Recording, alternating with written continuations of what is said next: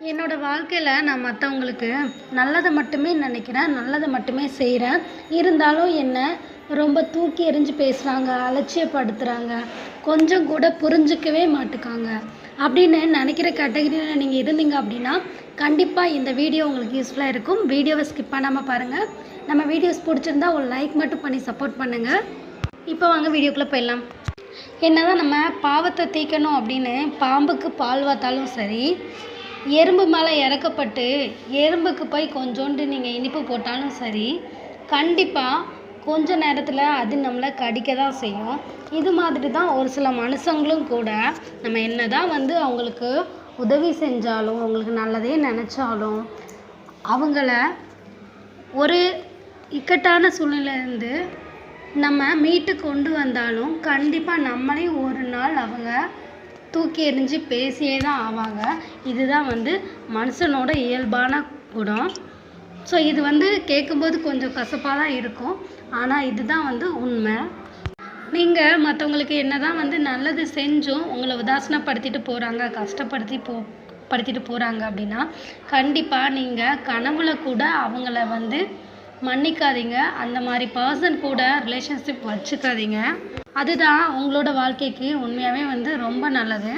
ஒரு சில மனுஷங்களோட எண்ணங்கள் நம்மளுக்கு வராமல் இருந்தாலே பார்த்திங்கன்னா நம்ம லைஃப் ஃபுல்லாக நிம்மதியாக இருக்கலாம். நீங்கள் யாருக்கு வந்து தாழ்ந்தவங்க கிடையாது. யாரை விடவும் நீங்கள் தாழ்வான இடத்துல இல்லை. யாரையும் வந்து உங்கள் கூட கம்பேர் பண்ணவே முடியாது அப்படின்றத நீங்களே வந்து உணர்ந்துருங்க.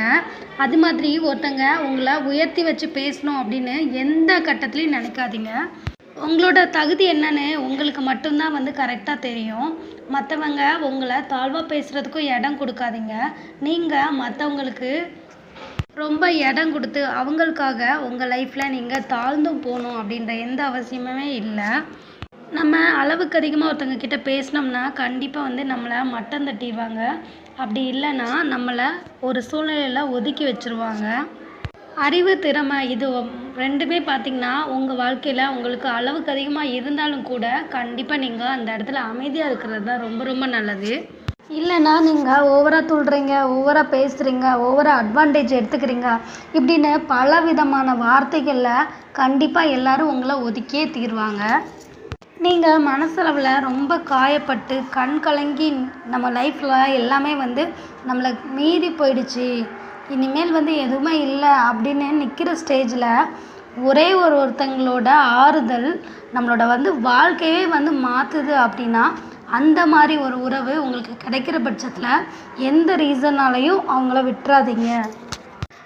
நீங்கள் ஒருத்தங்க கிட்ட ஒரு கேள்வி கேட்குறீங்க அப்படின்னா அதுக்கு ரொம்ப யோசித்து தயங்கி ரொம்ப லேட்டாக வந்து ஒருத்தங்க பதில் சொல்கிறாங்க அப்படின்னா அந்த இடத்துல அவங்க உங்களை நிராகரிக்கிறாங்க அப்படின்றது தான் அர்த்தம்.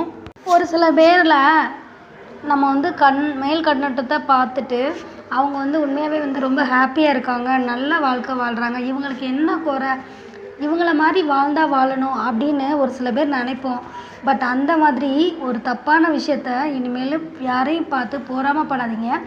ஏன்னா அவங்கவுங்க மனசில் 1000 வலிகளும் வேதனைகளும் இருக்கும். அது எல்லாமே பார்த்திங்கன்னா அவங்கவுங்களுக்கு மட்டும்தான் தெரியும். ஒரு சில பேர் வந்து வெளியில் காட்டிப்பாங்க, ஒரு சில பேர் வந்து வெளியில் காட்டிக்காமல் வெளியில் ராஜ தோரணையாக தான் வந்து இருப்பாங்க அப்படின்றது தான் நிதர்சனமான உண்மை. அதனால் யாரையுமே வந்து பார்த்து உடனே வந்து எடை போட்டுறாதீங்க.